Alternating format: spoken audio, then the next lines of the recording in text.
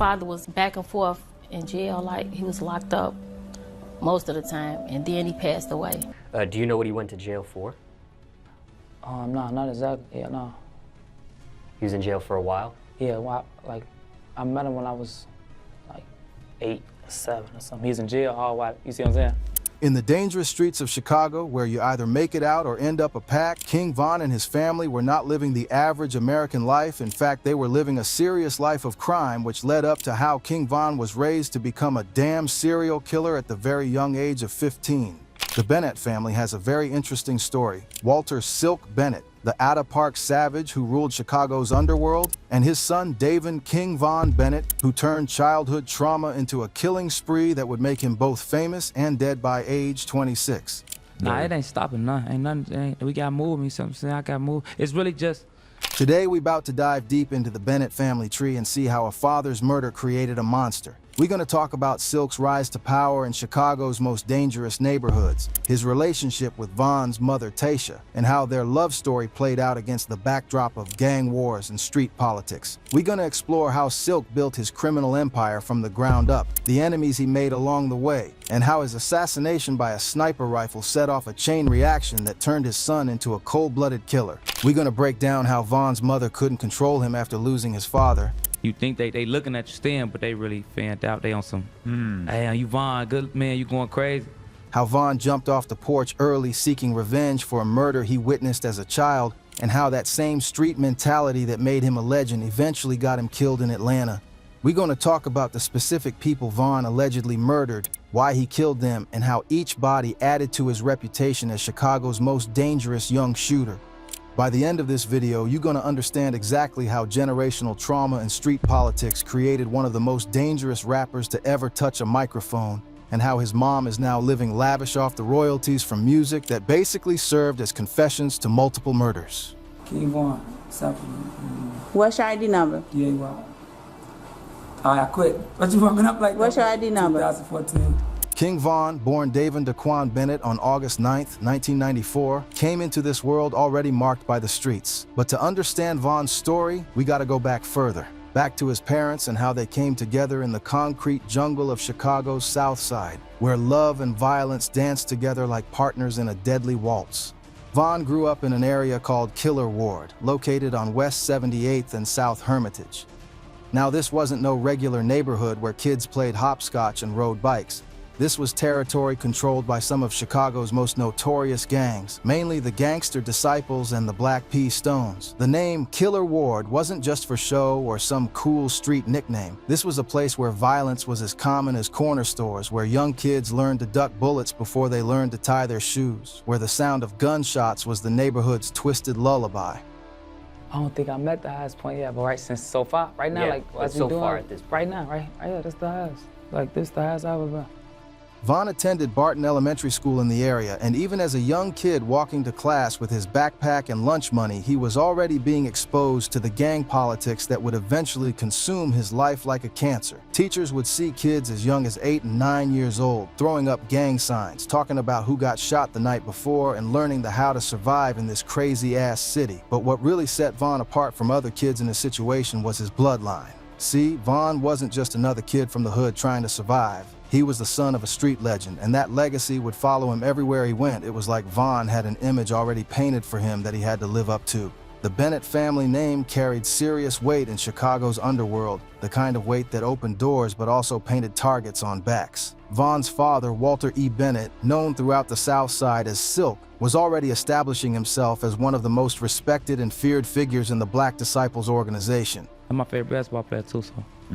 Von James. What about when Kobe passed? Did that affect you emotionally? Yeah, that shit. This wasn't some corner boy selling dime bags to high school kids. Silk was operating on a completely different level, moving serious weight and commanding respect from seasoned criminals who had been in the game for decades. And Von's mother, Tasha, was the woman who captured the heart of this street king during his rise to power. She wasn't some naive girl who didn't understand what she was getting into. Tasha knew exactly what kind of man Silk was and what kind of life she was choosing when she decided to build a family with him. The environment Von was born into was one where violence was normalized. This was the foundation that would shape every decision Von made for the rest of his short life. Walter Bennett wasn't born into luxury or privilege, he was born into struggle on October 28, 1974, but the circumstances of his birth would give him his legendary nickname and set the tone for a life that would become the stuff of street folklore. According to family stories that have been passed down through generations of Chicago street legends, Walter was born at home on silk sheets, and from that moment, everyone called him Silk. It was like the universe was already marking him for something special. Silk grew up in Ada Park, another rough area on Chicago's South Side and also known for getting shit spanked. Like you need movement, go check in, go to the doctor or something, you go, little shit like that, but this wasn't some suburban neighborhood where the biggest worry was keeping up with the Joneses. This was a damn war zone where every day was a test of your ability to navigate violence, poverty, and the constant threat of death or imprisonment. His biological father wasn't around much, probably locked up or dead like so many men in their community, but his stepfather, Big Reggie, was a major player in the game. Big Reggie wasn't just some small-time hustler trying to make ends meet. He was connected, respected, and feared throughout the South Side. He had the kind of reputation that made other criminals step aside when he walked down the street, the kind of influence that could make problems disappear or create new ones depending on his mood. Big Reggie became Silk's mentor, teaching him everything about the streets. How to move weight without attracting police attention, how to command respect without appearing weak, how to build a network of loyal associates, how to handle disputes without creating unnecessary enemies, and most importantly, how to survive in a world where one wrong move could get you killed or locked up for life. But Silk wasn't just another street soldier following orders and hoping to climb the ranks. Even as a young man, he showed the kind of intelligence and charisma that separates leaders from followers, the kind of natural ability that made people want to follow him into dangerous situations. He was a natural athlete. like, you know, it's the same shit. I just gotta move how I move and just gotta chill, be ready, don't get ready. Shit, you better. Particularly gifted at basketball, and for a while, it looked like sports might be his ticket out of the hood and into a legitimate life. College scouts had started paying attention to Silk's skills on the court, and there were whispers about potential scholarships that could have changed the entire trajectory of his life. But the streets had other plans for Walter Bennett, and the immediate money and respect that came with criminal activity proved more attractive than the uncertain promise of athletic success. The thing about Silk was that he understood the game on a level that most people never reach, even those who spend their entire lives in the streets. He wasn't just about the violence. Though he could handle himself when necessary and had proven his willingness to use force when diplomacy failed, Silk was a strategist who happened to operate outside the law and knew exactly what the heck he was doing. He learned early that in the streets, trust is a liability that can get you killed, but respect is everything that keeps you alive. And Silk commanded respect wherever he went, not just through fear and intimidation, but through his intelligence and his ability to make everyone around him more successful. So is it like different gangs out there, or is it majority just BDs? We all same thing around that. After spending nearly a decade behind bars on various charges, and we're going to get into his criminal record in detail later, Silk emerged from prison as a changed man. He wasn't just another ex-con trying to get back on his feet and hoping to avoid returning to custody. He was a man with a plan and the kind of street credibility that money can't buy and time can't erase. When Silk joined the Black Disciples, it wasn't some desperate attempt to find protection. It was a business partnership between equals. The BDs recognized Silk's value immediately, and together they built an empire that stretched across multiple neighborhoods and generated more money than most legitimate businesses. Now let's talk about what made Silk a legend in these streets, because this wasn't just some corner boy rookie selling dime bags to high school kids or some small-time hustler trying to make rent money. Silk was operating on a completely different level, running a sophisticated criminal organization that would have impressed law enforcement agencies and business schools alike if it had been legal. Silk's criminal record tells the story of a man who was serious about his business and willing to face the consequences of his choices. Multiple arrests for drug trafficking showed that he was moving serious weight. We're talking about kilograms of cocaine and heroin, not the small amounts that street-level dealers handle. Weapons charges indicated that he understood the importance of being prepared for violence in a business where disputes couldn't be settled in court. Assault charges revealed that Silk wasn't afraid to handle problems personally when necessary, but the relatively small number of violent charges compared to drug offenses showed that he preferred to use his intelligence rather than his fists whenever possible. Yeah, I ain't got no more money. This is all the money I own in my pocket. And then I'll get fucked up. Damn, Dirk, I need $2,500. This was a man who understood that unnecessary violence was bad for business and attracted unwanted attention from law enforcement. But what made Silk special wasn't just what was on paper. It was how he conducted himself in the streets and the respect he earned from both allies and enemies. See, in Chicago's gang politics, there's a difference between being feared and being respected. Any fool with a gun can make people afraid, but earning genuine respect requires intelligence, consistency, and the ability to keep your word even when it costs you. Silk had all of these qualities in abundance, plus the kind of natural charisma that made people want to work with him rather than against him. His operation wasn't just about moving drugs, though that was certainly a major part of it. Silk understood that real power in the streets comes from controlling territory, managing relationships, and building a network of loyal associates who trust your judgment and respect your leadership.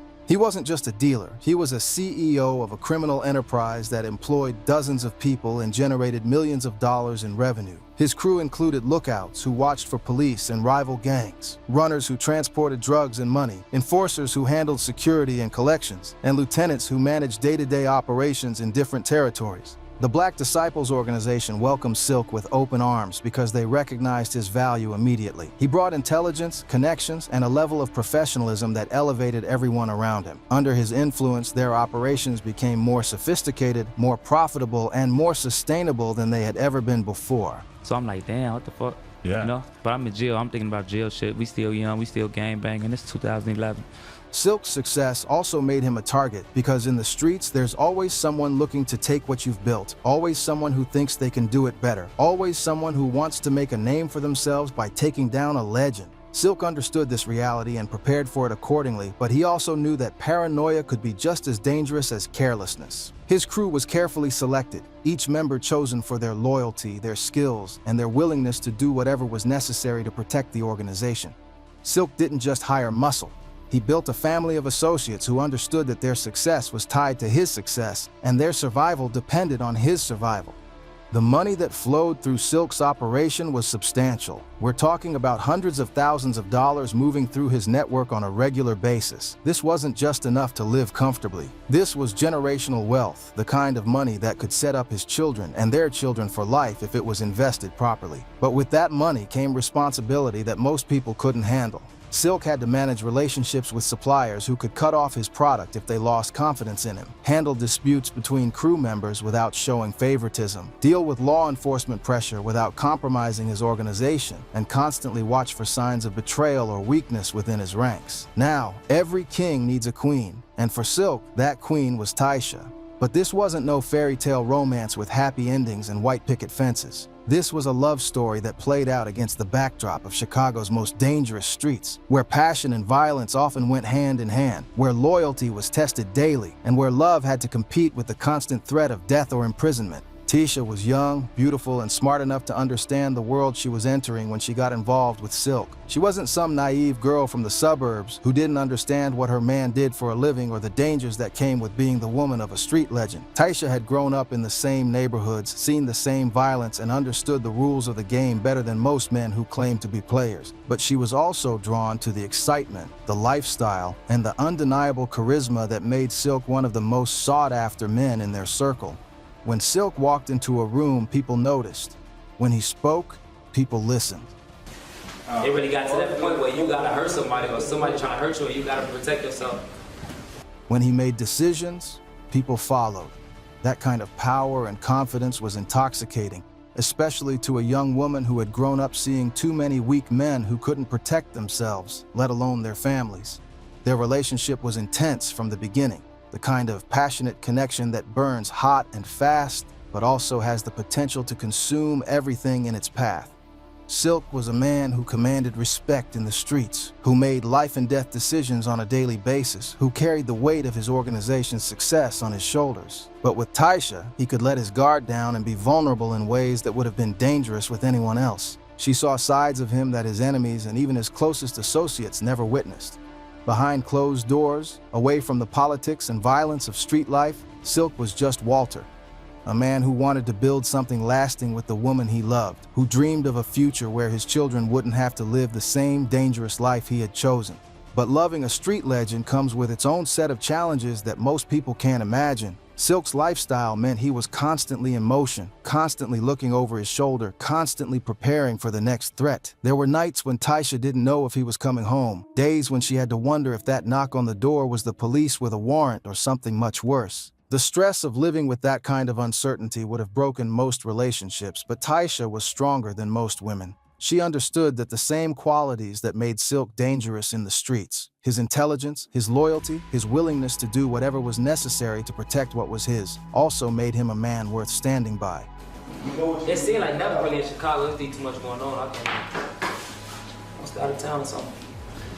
Despite these challenges, their love was real, and it was strong enough to create a family. Together, Silk and Taisha had multiple children, with Davon being one of the youngest. Each child represented hope for the future, but also another person who could be affected by the dangerous life Silk had chosen, another potential target for his enemies, another reason to be careful, but also another motivation to be successful. The thing about Silk and Taisha's relationship was that it existed in two worlds simultaneously.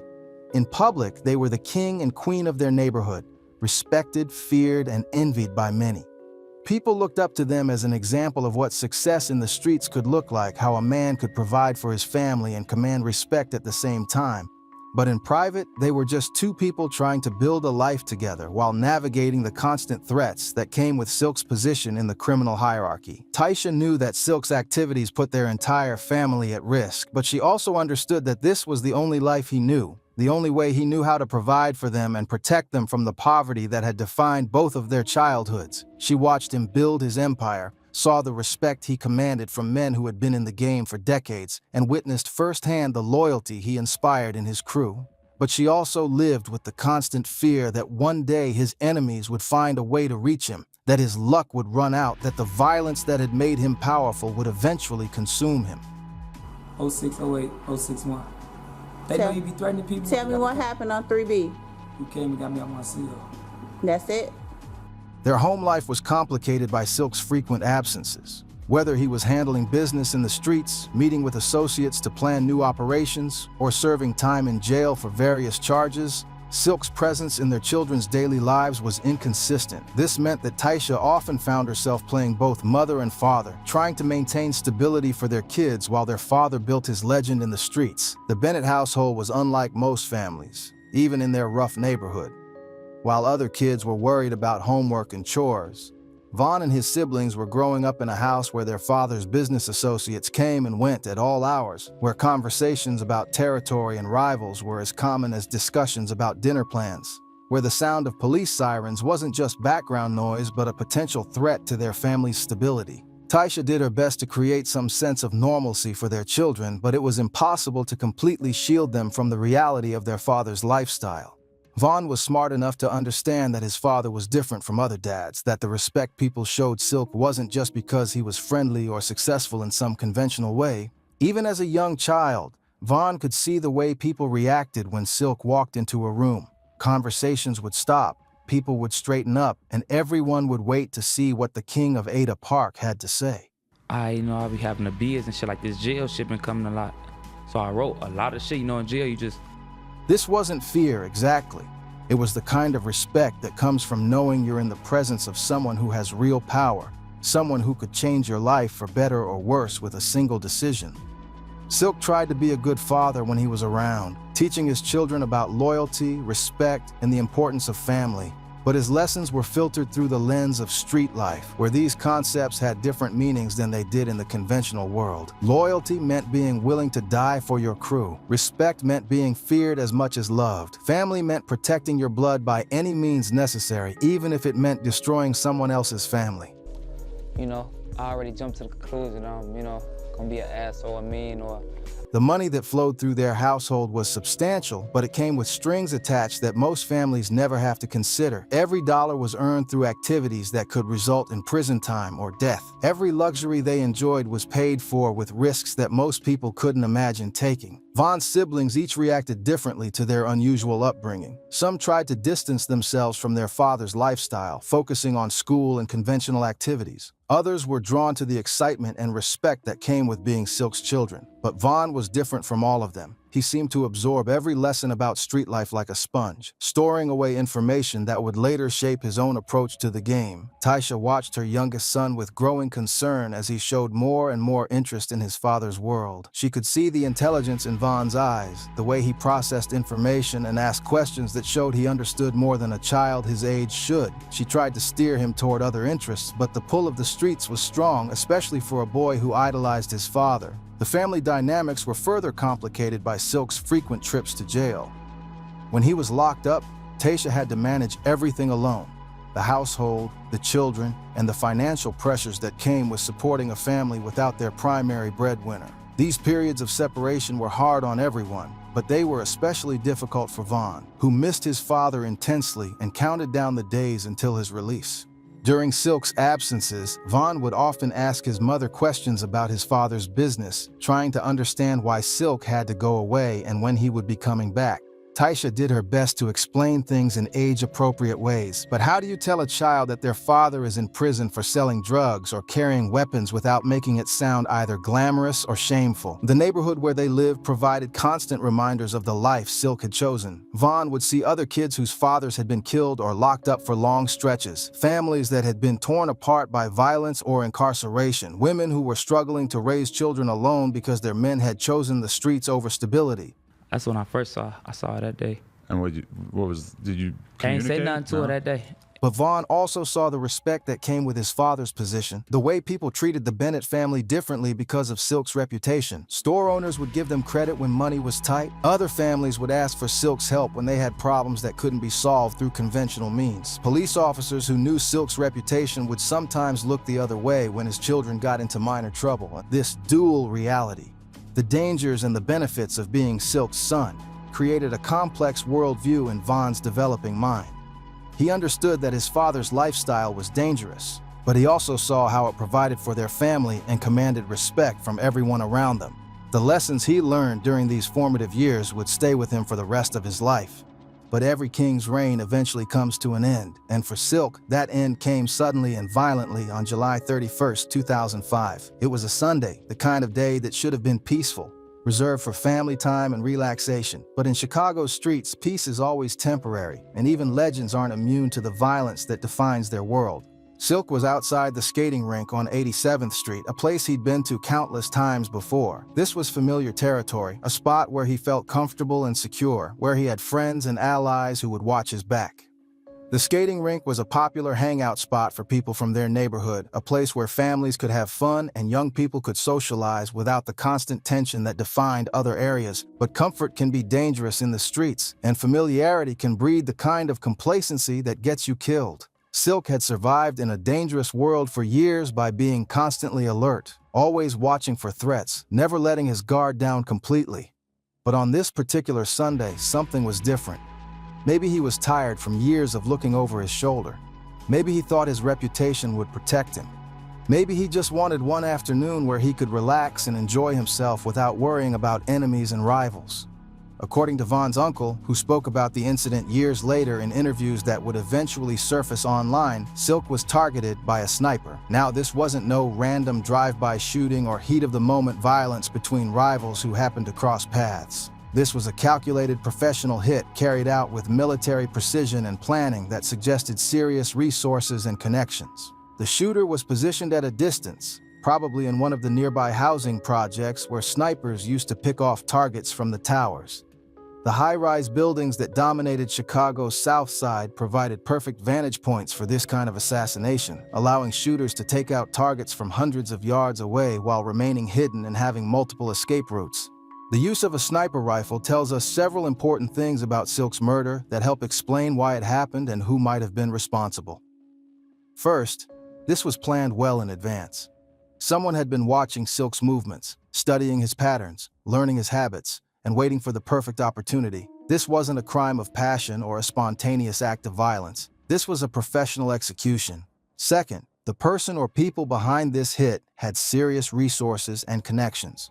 Sniper rifles aren't easy to come by on the street, and the skill required to make that kind of shot suggests either military training or extensive experience with long-range shooting. This wasn't some young gangbanger with a handgun. This was someone who knew what they were doing and had access to professional-grade equipment. Third, the choice to use a sniper rather than a more conventional assassination method suggests that the killers wanted to send a message. They could have waited for Silk to be alone and shot him at close range, or they could have used a car bomb or some other method.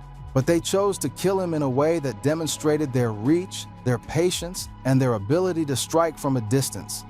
But why would someone want Silk dead badly enough to go to these lengths? The streets are full of rumors and theories, but the most credible explanation involves a violation of trust that couldn't be forgiven or forgotten. In the world Silk operated in, your word is your bond, and breaking that bond can be a death sentence. Word on the street was that Silk had crossed the wrong person, taken something that wasn't his, or broken a promise that had serious consequences. So far this year, the GBI has investigated 82 officer-involved shootings statewide, 11 involving Atlanta police. The exact details of what Silk allegedly did may never be known, but the response was swift and final. In Chicago's criminal underworld, there are certain lines that can't be crossed, certain rules that can't be broken, certain debts that can only be paid with blood. The thing about street justice is that it's not always immediate. Sometimes people wait months or even years for the right opportunity to settle a score. They watch, they plan, they gather intelligence, and they strike when their target is most vulnerable. That's exactly what happened to Silk. His enemies played the long game, waiting for the perfect moment to take their revenge.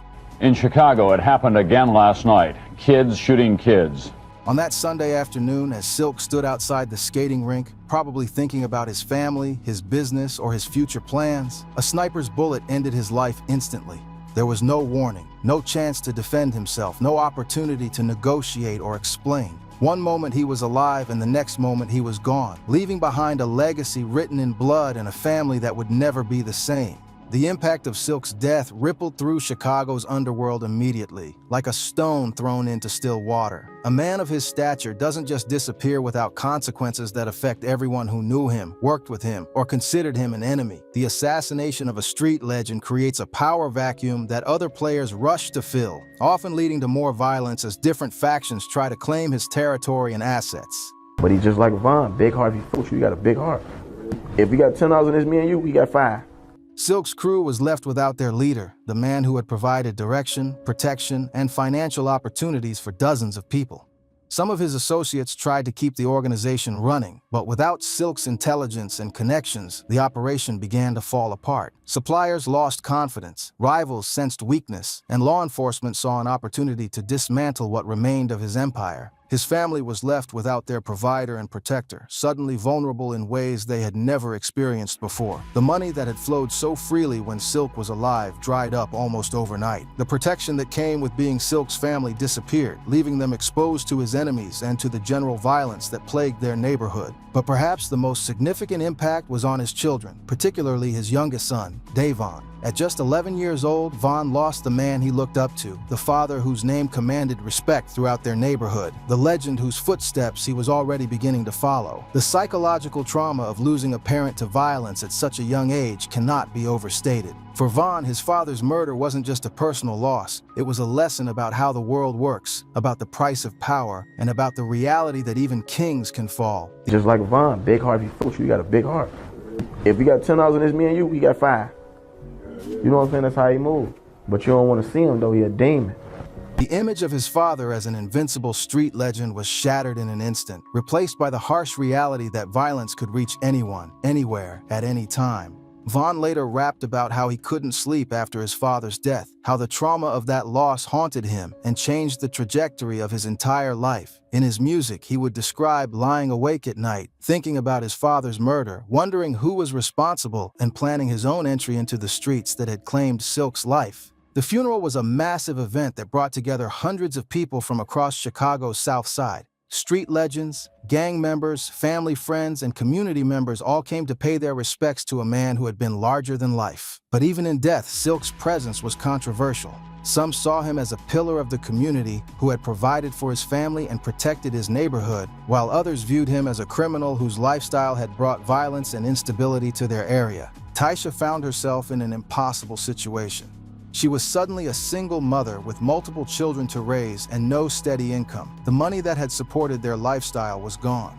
and she had no legal way to replace it. She had to find work immediately, often taking multiple jobs just to keep food on the table and a roof over their heads. This meant long hours away from home, leaving Vaughn and his siblings to essentially raise themselves during the most critical years of their development. That's like my flow that's the flow I make when I don't got no beat. You see what I'm saying? For Vaughn, his mother's absence due to work created a void that the streets were eager to fill. Without proper supervision or guidance, he began gravitating toward the same corners and crews that had shaped his father's life. The psychological impact of losing his father in such a violent way cannot be understated. Vaughn didn't just lose a parent, he lost his protector, his role model, and his connection to the power and respect that the Bennett name had commanded. In his young mind, the only way to reclaim that legacy was to prove himself in the same streets that had claimed his father's life. Friends and family members who knew Vaughn before his father's death would later say that the murder changed him completely. The happy, playful child they remembered was replaced by someone harder and more focused on the violence that surrounded them. It was as if Silk's death had awakened something dark in Vaughn that would only grow stronger as he got older. Some people treated Vaughn with extra kindness, feeling sorry for the boy who had lost his father so young. Others kept their distance, worried that associating with Silk's family might make them targets as well. By the time Vaughn reached his teenage years, the sweet kid who had lost his father to street violence had transformed into something much darker and more dangerous. The trauma of Silk's murder, combined with his mother's inability to provide constant supervision, had created the perfect conditions for Vaughn to become one of Chicago's most dangerous young killers. The transformation didn't happen overnight. It was a gradual process that began with small acts of rebellion and escalated into serious criminal behavior. Vaughn started skipping school regularly, hanging out with older kids who were already involved in gang activities and learning the codes and customs that governed street life in their neighborhood. By 4th grade, according to Vaughn's own later admissions, he was already getting involved in street politics. This wasn't normal childhood misbehavior. This was a traumatized child seeking to fill the void left by his father's murder.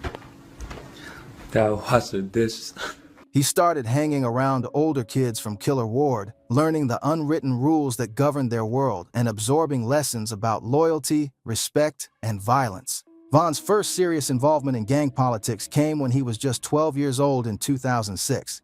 He initially affiliated with a local crew called Killer Ward, which was connected to the Gangster Disciples. But his father's legacy with the Black Disciples eventually pulled him in that direction, and Vaughn would spend the rest of his life representing the BD organization that had welcomed his father. The transition from Killer Ward to Parkway Gardens, later known as O Block, was crucial in Vaughn's development as a street figure. Parkway Gardens was notorious throughout Chicago as one of the most dangerous housing developments in the city, a place where violence was so common that residents had learned to sleep on the floor to avoid stray bullets. It was here that Vaughn met the people who would become his closest associates and partners in violence. Names like T-Roy, White, Big A, J Money, and countless others became Vaughn's new family. These weren't just friends, they were soldiers in a war that had been going on for generations, a conflict that consumed young lives with ruthless efficiency. For Vaughn, who was still processing the trauma of his father's murder, this brotherhood provided the sense of belonging and purpose that had been missing since Silk's death. But it also provided something else, an outlet for the rage and desire for revenge that had been building inside him since he was 11 years old. Vaughn's involvement in street politics wasn't just about belonging, it was about revenge. In his mind, the same forces that had killed his father were still out there, still threatening his family and his neighborhood. The only way to honor Silk's memory and protect what was left of the Bennett legacy was to become even more dangerous than his father had been. The first major turning point in Vaughn's transformation came on his 18th birthday, August 9th, 2012. Vaughn was out with his close friend White when they stopped at a convenience store on East 63rd Street and South Martin Luther King Drive. Vaughn went inside to buy something while White waited outside by the car. When Vaughn came back out, he found his friend shot and dying in the street. A gunman had pulled up and shot White in the back, with the police officer on the scene even returning fire and hitting the shooter, who ultimately managed to escape. White was pronounced dead in the early hours of August 9th, Vaughn's birthday. This incident broke something inside Vaughn that had already been damaged by his father's murder. In his song Demon, Vaughn later rapped about how witnessing White's death on his birthday turned him into a completely different person. The pain, rage, and desire for revenge that had been building since his father's death finally found an outlet. You see what I'm saying? But the beat ain't no beat. I'm in that bitch getting that. Damn, but so do you have any like ability to sort of tell like where that came from? Because it's such a different... What happened next was a killing spree that would make Vaughn one of the most feared names in Chicago's gang wars.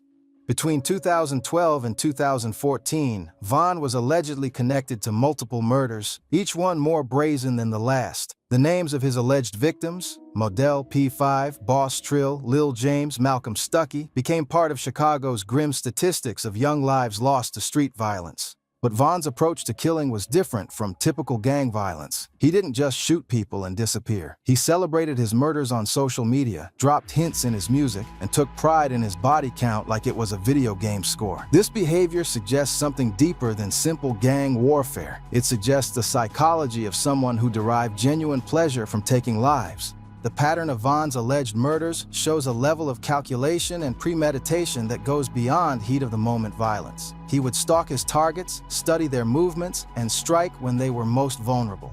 Then he would tweet about it, sometimes within minutes of pulling the trigger, as if he wanted the world to know what he had done. The first murder that Vaughn was allegedly connected to took place on April 28, 2012, when a group of 4 men caught a man called King Doc walking into a convenience store. Doc, whose real name was Marlon Monroe, was shot as he entered the store and stumbled into a patch of tall weeds where he would pass away and lay undiscovered for hours. Doc would eventually be found dead by his 16-year-old cousin Modell, who was devastated by the discovery. Doc was remembered as an original member of the St. Lawrence and Eberhard area, and his affiliation with that territory likely made him a target for shooters from O-Block, even though he had apparently left the gang life behind and was working as a painter to support himself.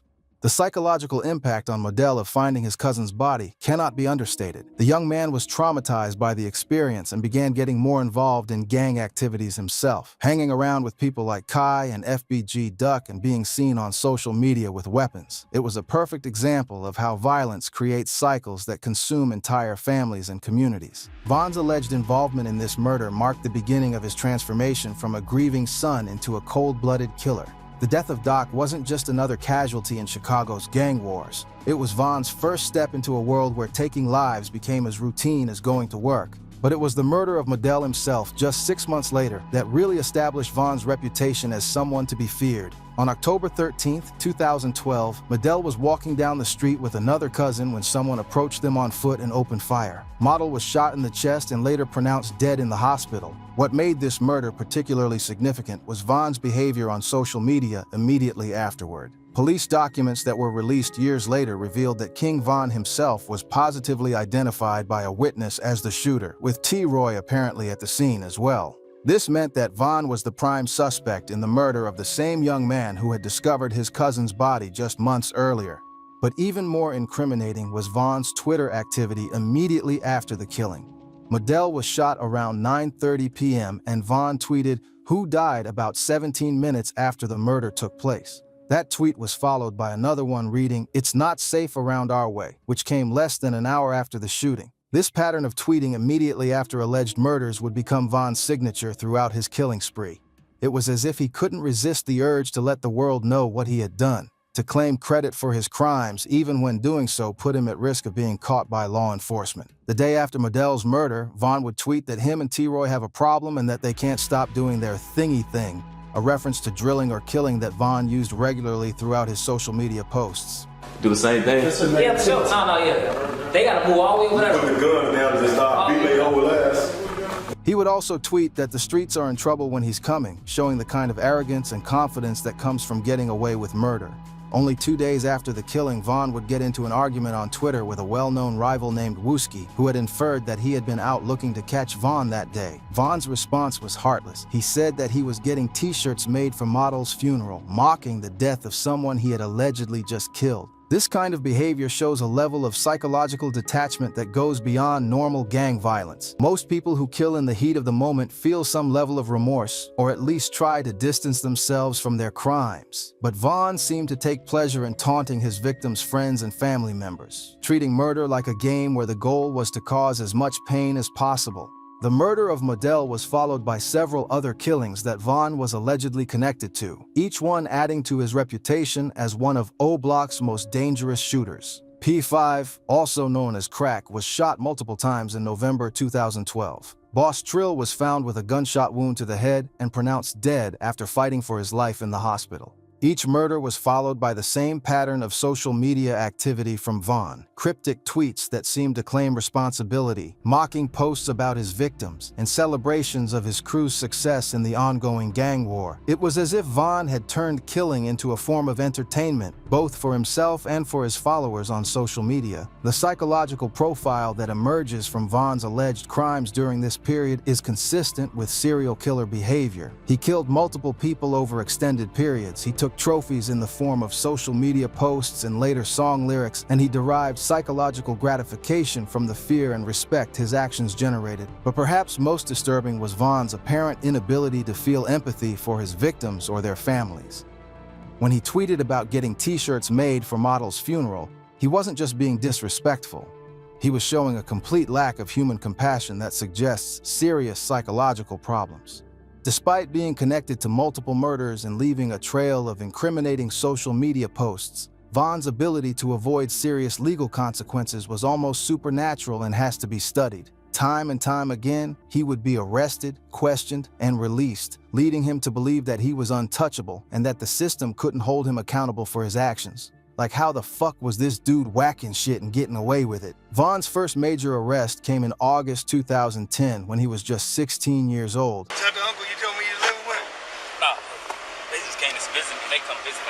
He was charged with armed robbery for allegedly robbing someone for their car at gunpoint, something he would later reference in his song Armed and Dangerous, saying that he was arrested on August 11th, 2 days after his 17th birthday. When he was offered a plea deal of 21 to 45 years in prison, Vaughn chose to fight the case rather than accept what would have been a life sentence. Instead of taking the plea, Vaughn ended up in boot camp, an intense military-style juvenile program that was supposed to rehabilitate young offenders and teach them discipline and respect for authority. But rather than learning these lessons, Vaughn seemed to use his time in the system to network with other young criminals and further develop his street credibility. After his release from boot camp, Vaughn was only free for a few months before catching another case in January 2011.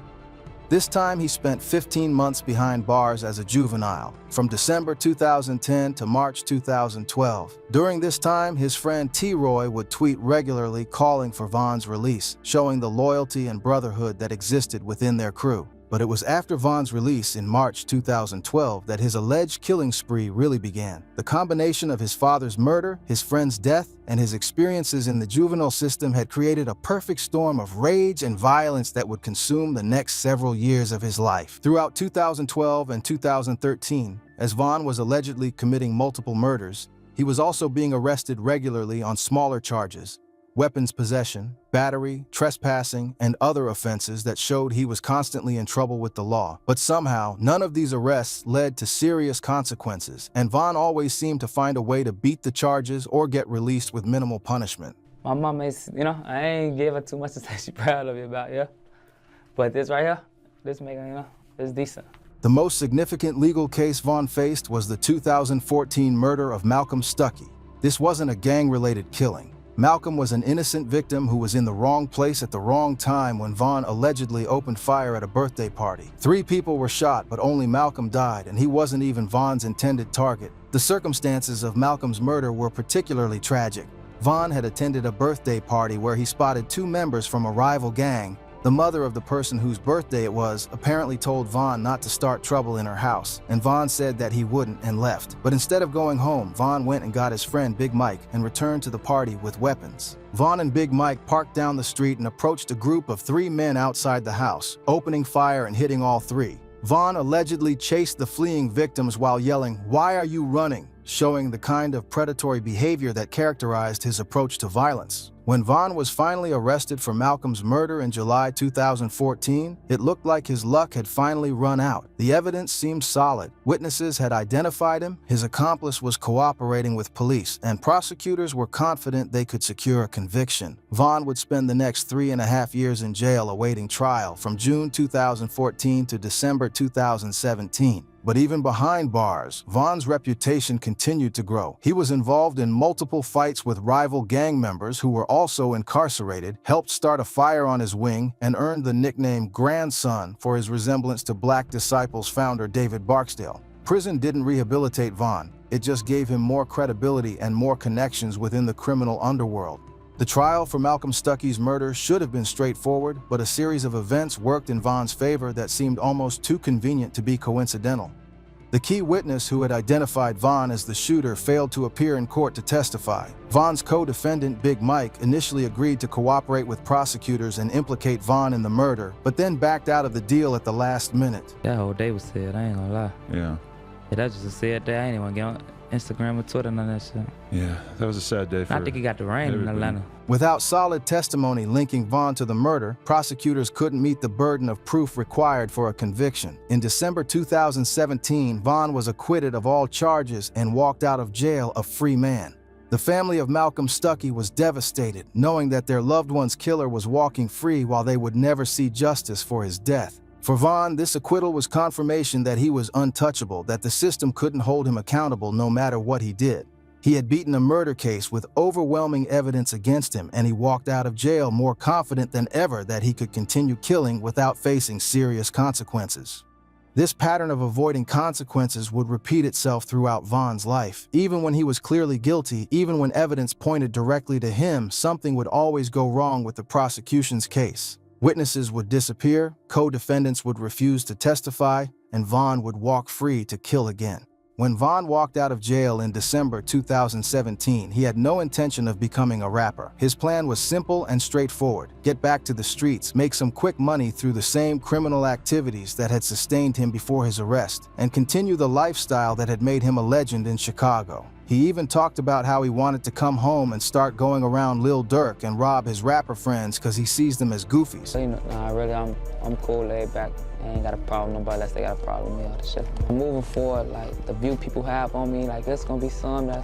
But his childhood friend Lil Durk had other plans that would change the trajectory of Von's life completely. Durk had watched Von's reputation grow during his time in prison and recognized that his friend's story could translate into rap success in ways that most artists could only dream of. The authenticity that Von brought to the table was something that couldn't be manufactured, faked, or replicated. He had really lived everything that other rappers only pretended to experience in their music. Initially, Von was skeptical about the music industry and had no interest in pursuing a career as a rapper. He had tweeted years earlier that if he ever started rapping, people should kill the person closest to them because something wasn't right. This wasn't just a joke.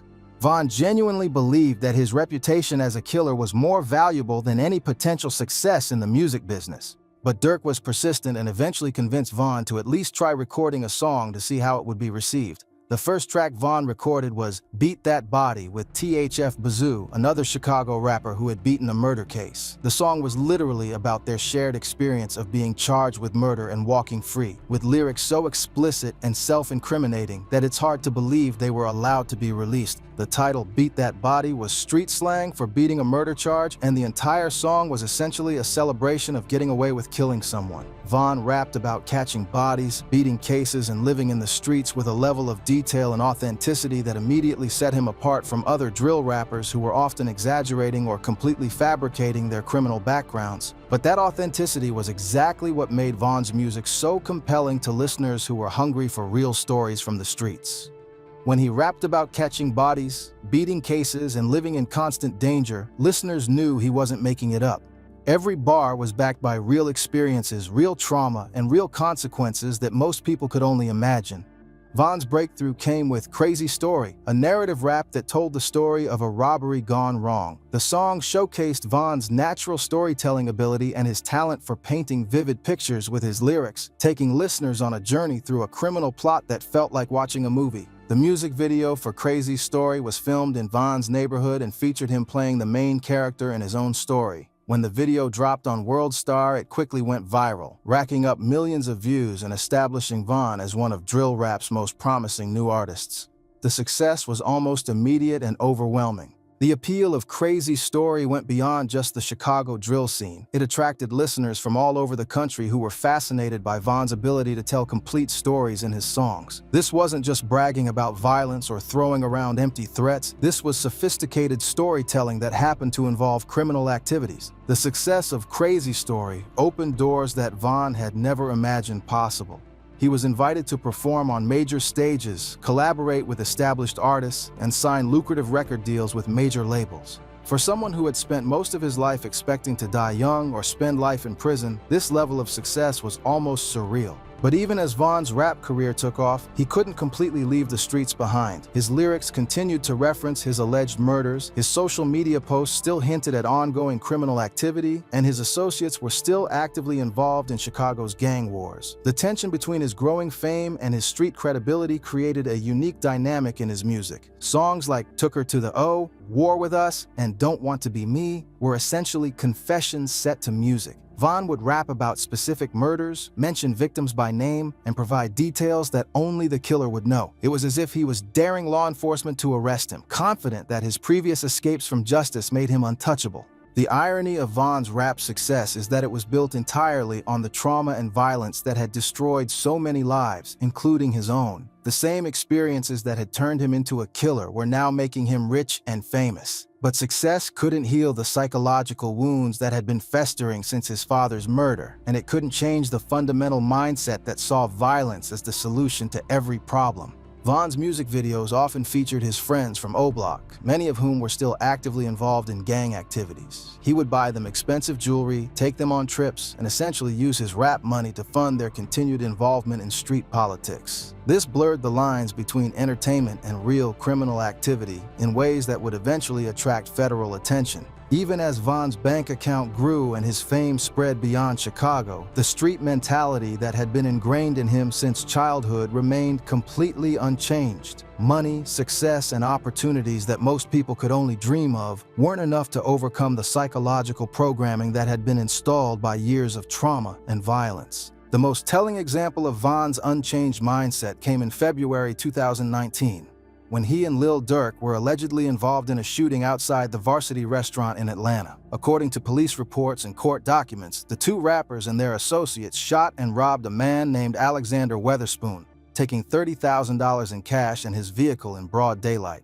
Think about the complete insanity of this situation for a moment. Von was a successful rapper with millions of dollars in the bank, a growing fan base around the world, and unlimited potential for legitimate success. He had everything that most people from his background could only dream of achieving. But when he saw an opportunity to rob someone, he couldn't resist the temptation. The thrill of the crime, the rush of violence, and the satisfaction of taking what belonged to someone else were more appealing to Von than protecting his career and freedom. This wasn't about money. Von had more money than he could spend. This wasn't about survival. Von was living comfortably and safely. This was about the psychological satisfaction that came from committing violent crimes. The Atlanta shooting case showed that Von's success hadn't changed his fundamental nature. He was still the same person who had allegedly killed multiple people in Chicago, still driven by the same impulses and desires that had made him dangerous in the first place. The only difference was that now he had more to lose, but that didn't seem to matter to him. When Von and Durk were arrested for the Atlanta shooting,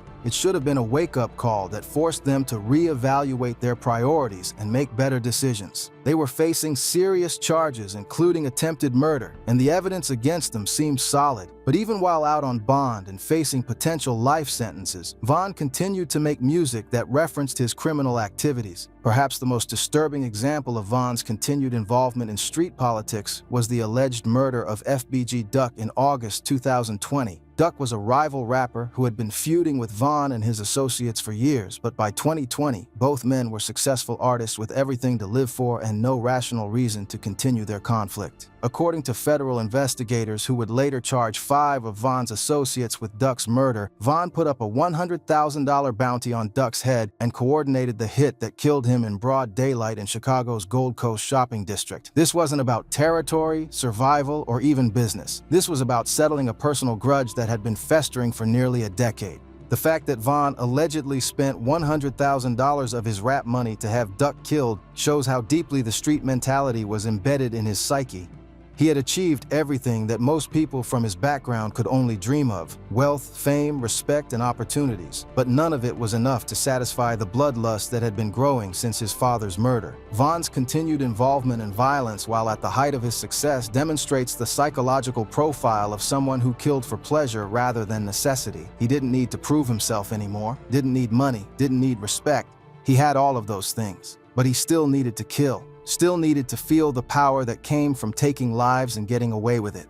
Vaughn would continue to reference his alleged murders in his music, posting cryptic messages on social media that seemed to take credit for various killings and maintaining his connections to active gang members who were still committing crimes in Chicago. He seemed unable or unwilling to separate his legitimate career from his criminal activities. The federal investigation into FBG Duck's murder would eventually reveal the extent of Vaughn's continued involvement in street politics. Phone records, financial transactions, and surveillance footage would show that Vaughn had maintained his position as a leader and financier of criminal activities, even while achieving mainstream success as a rapper. The beef that would ultimately cost Vaughn his life had nothing to do with Chicago gang politics or the street wars that had defined his existence for over a decade. Instead, it was a petty dispute over women that escalated into a deadly confrontation in Atlanta, proving that Vaughn's violent tendencies extended far beyond his hometown conflicts and had become an integral part of his personality. The feud began with Vaughn's relationship with Asian Doll, a female rapper who had become his girlfriend during his rise to fame.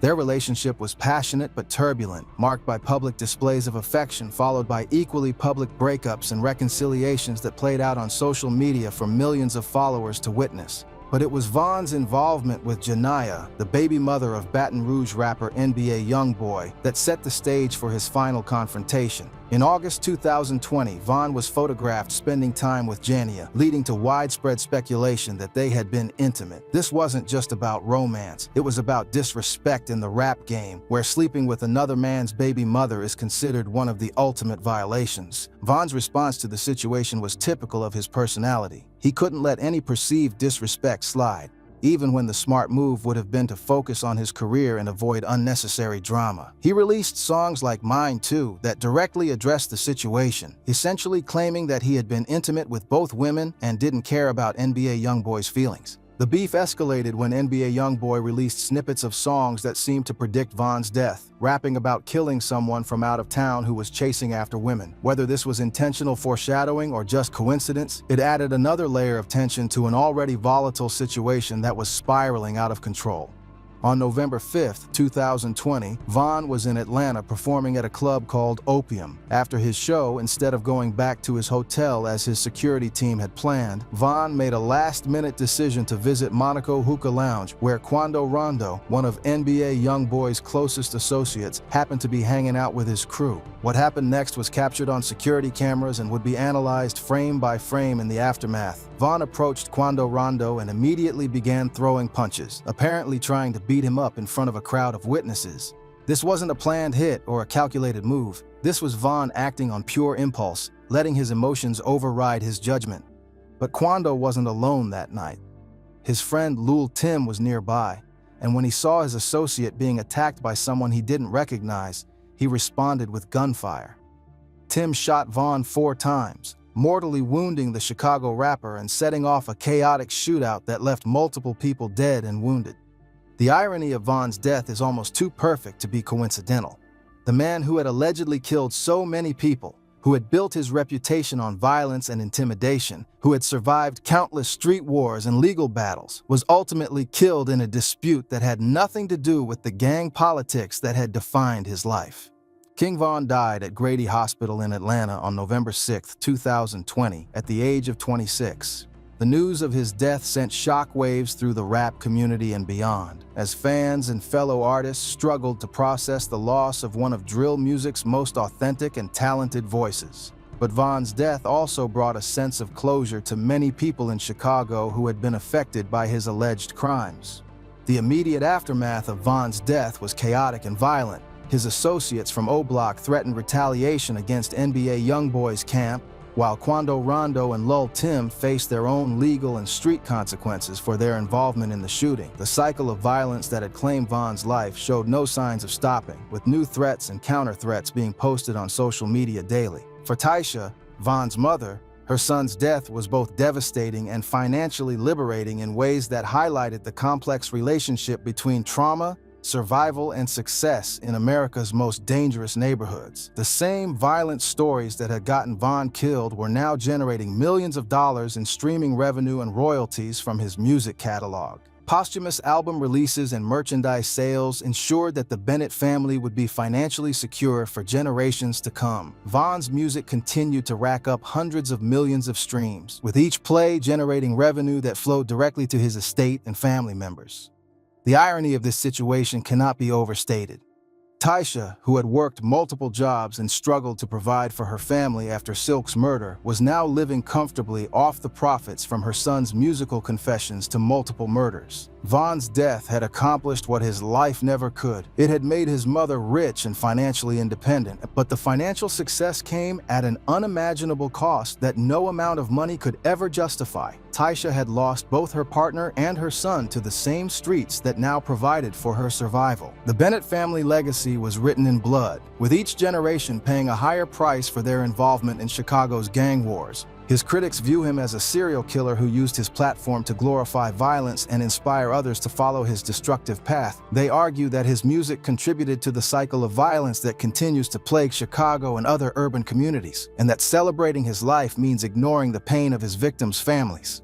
The Bennett family legacy serves as a reminder that in the streets, even kings eventually fall, and the cycle of violence continues long after the original players are gone. Von's music will continue to influence new generations of artists and fans, but his story should also serve as a warning about the ultimate cost of choosing violence over healing, revenge over forgiveness, and street credibility over genuine success.